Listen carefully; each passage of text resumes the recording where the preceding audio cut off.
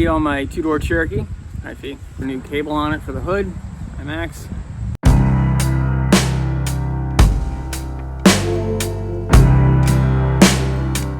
My latest video on my two-door Cherokee, we're going to go over a couple issues, including the brakes that then became another issue, cooling system issue, do a couple interior things, go over all the undercarriage, see where I'm actually at with the vehicle, and decide if I'm keeping it or what I'm doing with it. I bought this as a two-for deal from Romeo, which is about a half hour north of me. This vehicle had a lot of damage when I got it. The hood had flown up, cracked the cowl panel and damaged the hood. Fixed that, fixed the hood cable, put the headlights back together, put new taillights on it, put a new windshield on it like I did with my green tour that I got at the same time. Video up above. If you like it, let me know what you think, what you want to see, and I'm going to keep making videos. They should come out every week. Thanks for watching, subscribing, all that stuff. So we're going to work on the rear hatch trim panel and clean out the back of this thing. At least for both my Cherokees, one of the common problems is the hatch doesn't want to open. There's a little trick. So if your hatch doesn't want to open, if you hit it right about here, it opens. Let's go through these boxes of parts and install the trim panel that took me forever to find at the junkyard. I'll get that in a minute. Just oil filters, a couple random bolts, owner's manual, extra headlight, another extra headlight, a couple of floor mats, and more headlights. And this is the stock panel we're going to be replacing. I had a hell of a time finding a replacement for this part. I spent several months at the junkyard and looked through probably 20 to 30 vehicles, and they were all broken. They all seem to have these cracks and pieces broken off or split like this is. I was finally able to find this clean one about a week ago. I'm gonna clean it up, clean up the mounting area, and install it. And of course, the one I found had to be a lighter color gray than the stock one. It's fine, it's still a good complete piece. I didn't realize there was that much of a color difference. Must have varied a decent amount between 97 and 2001. See if we can take these stuck screws out.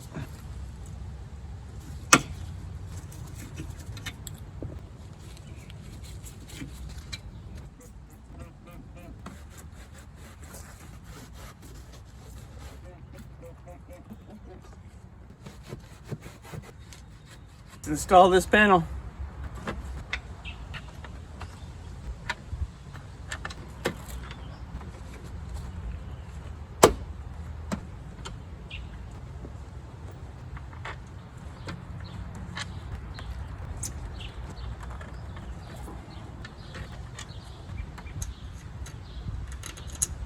Some of these holes are really damaged.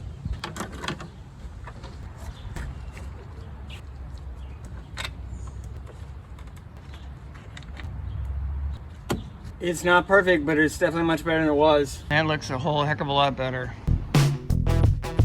I went to move my two-door Cherokee yesterday and the brake pedal went all the way to the ground. There was no fluid in the reservoir, but there was no fluid on the ground. So that's a good indication that it's losing fluid when this extends. It's normally supposed to be in.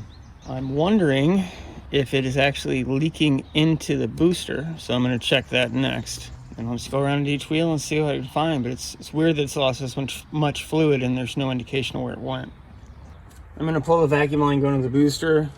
I made a tiny dipstick to see if there's fluid in it.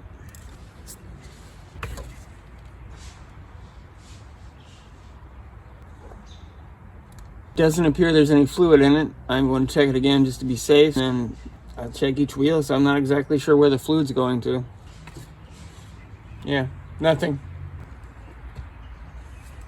Well, underneath it, not seeing leaks from anything. The fluid just does not disappear, so I'm going to check everything over and see where I'm at. Looks like I finally found the leak. Was not a ton of fluid loss on the ground or on this tire before, considering how much fluid left the master. I'm going to jack it up, pull the wheel, and see what I can do to fix it. We'll get the passenger front tire off and see what access we can get and see where our problem is. The leak appears that it might be coming from the bleeder screw. I'm gonna leave the camera rolling, pump the brakes a couple times, maybe I'll see something in the footage.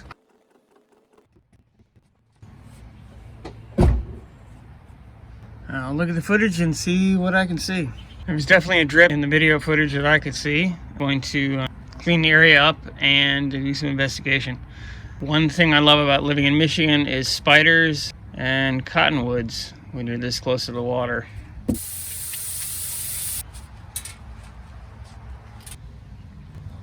There's definitely fluid in there. Wipe everything down and see if I can crack it loose or tighten it. Maybe it's slipped or bleeder's bad. Anything's possible.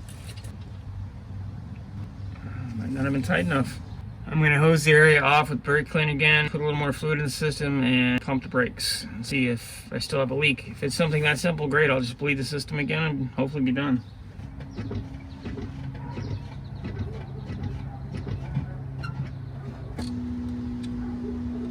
I don't see any fluid on the bleeder. Wet that down and check it again. Could be leaking from the fitting. The fluid doesn't normally run uphill. If it is this, I'm just going to end up having to replace the caliper because it shouldn't be leaking. I've replaced the brass washers on that banjo fitting enough times. They should be good.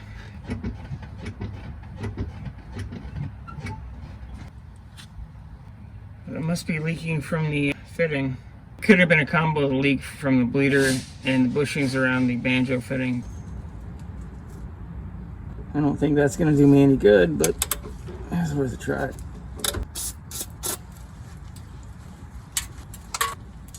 Well, like I figured, tightening the fitting did not help. Right now I'm just going to throw the tire back on and make it a roller again.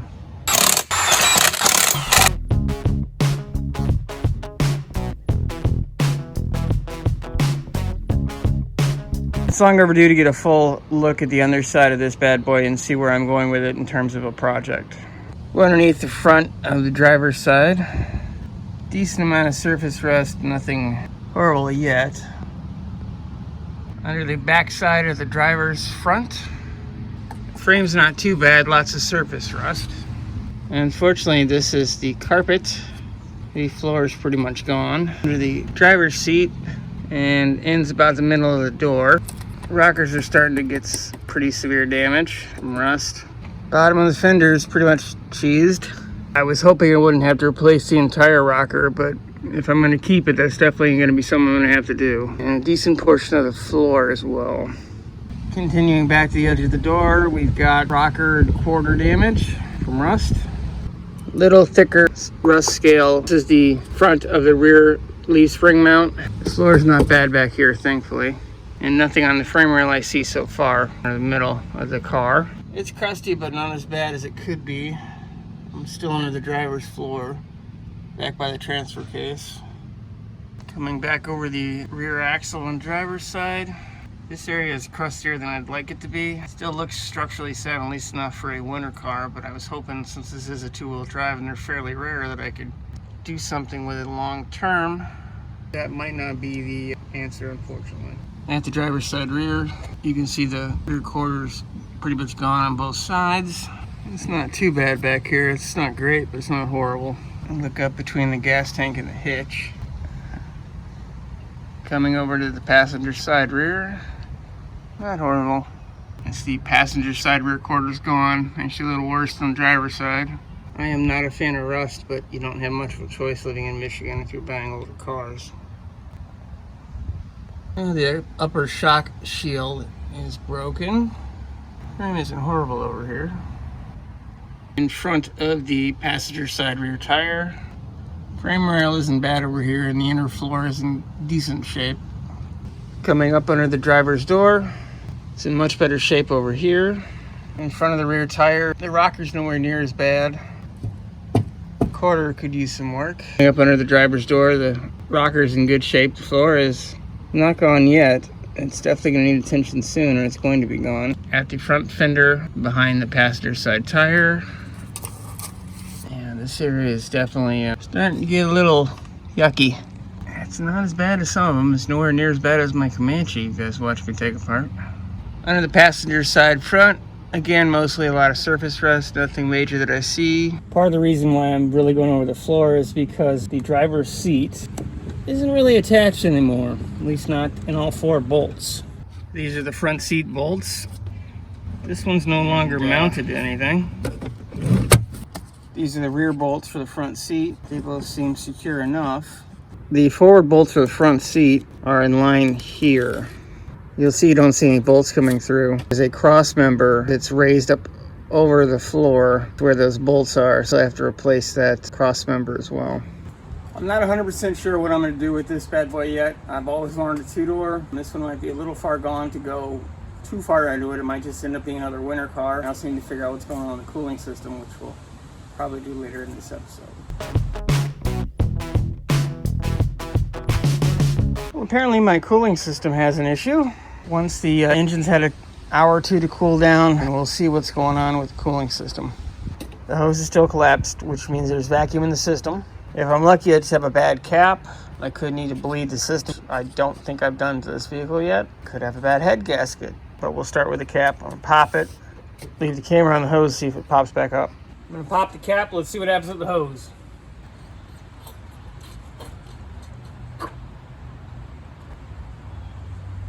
There's a lot of junk in here, and there's a lot of junk in the spring. So at a minimum, I'm gonna have to replace the cap, and I'm probably need to flush the system as well.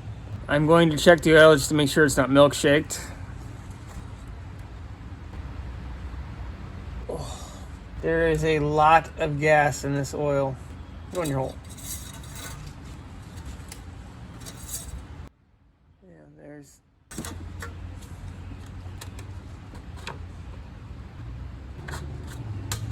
I'm going to do the cheap and easy fix of starting the car to see if the head gasket's bad, because if it is, it should geyser.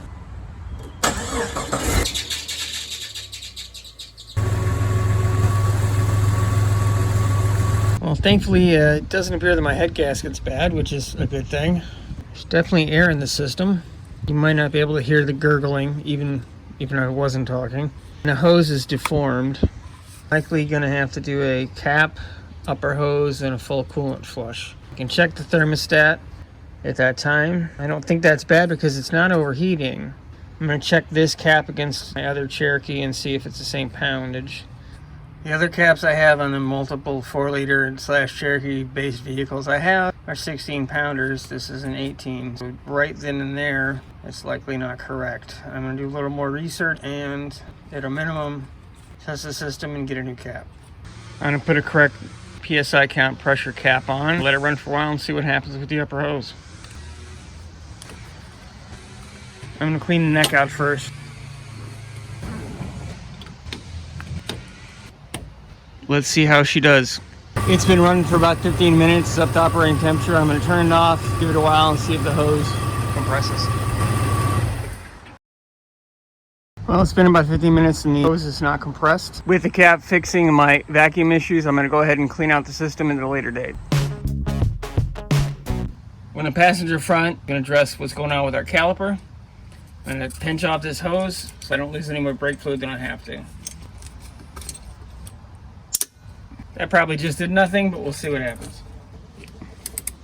I forgot this is the world's longest banjo bolt.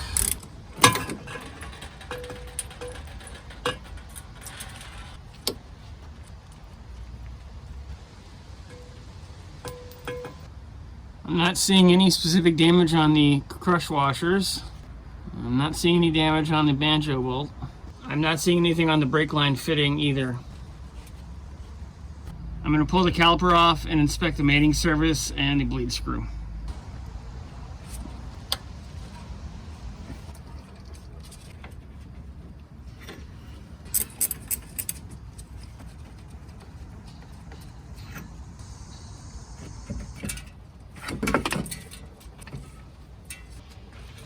I'm not seeing any issues on the mating surface. I'm going to clean this little bit of gunk in the corner and test fit those washers. Maybe there was some issue with it. Might be a little hard to tell on camera, but this washer is actually too big. It's too big a diameter. So I'm not exactly sure what I'm going to do. I'm going to check the new package that I got and see if they're the same as these. This is a rough measurement, but it's miking at about 610 thou. And this is miking at 628 thou, so it's basically 18 thou too big. Which isn't much when you're trying to seal a surface that's huge.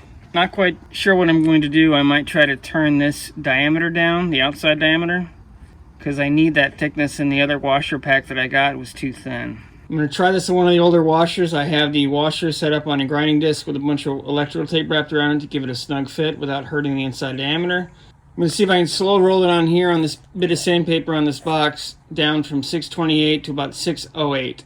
See what happens.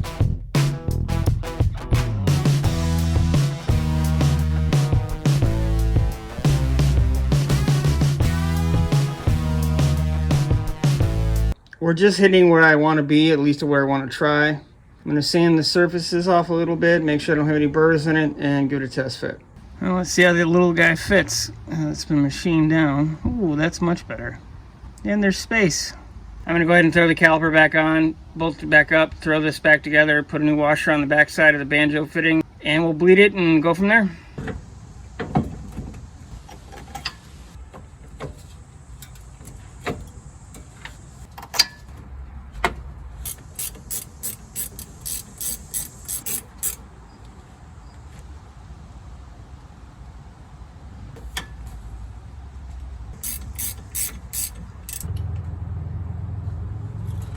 Well, as I was going to tighten this bottom bolt, it just kept going, and basically it took the threads out of the knuckle.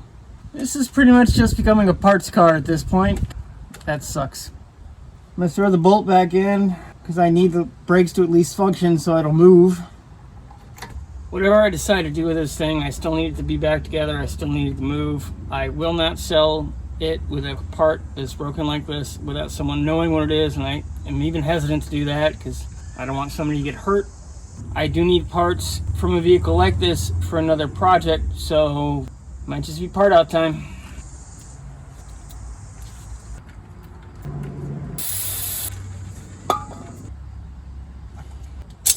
I'm gonna go eat some dinner, hang out with the dogs for a bit, and then I'll finish this mess.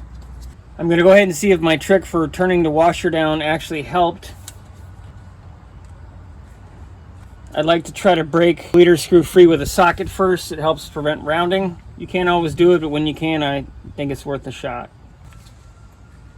Now it's time for hot brake bleeding action.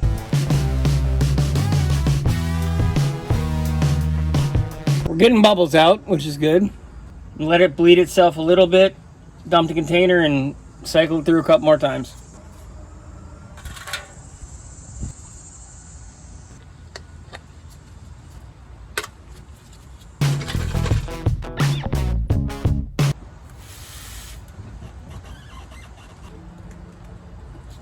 And with that, our brake bleeding is done. It looks like I covered the whole car in brake fluid, so hopefully it'll be a good show for you guys. Well, thankfully the sucker is not leaking, so at least that worked. If you ever do any type of repairs where you modify a part, just be extremely careful. I would not recommend doing stuff if you're not confident in what you're doing. I'm not sure what I'm going to do with all these continuing failures with this Jeep. There's a lot of things I'd like to do. I've always wanted a two-door. I think this one's just too far gone. I'm just a dog butt in the background. I'm simply not enjoying working on it. I do need the parts off of it or another vehicle like it for a special vehicle that I'm working on. So if you see it again, it's probably getting parted out. If I just simply talk about it, it's because I sold it. Thanks for watching.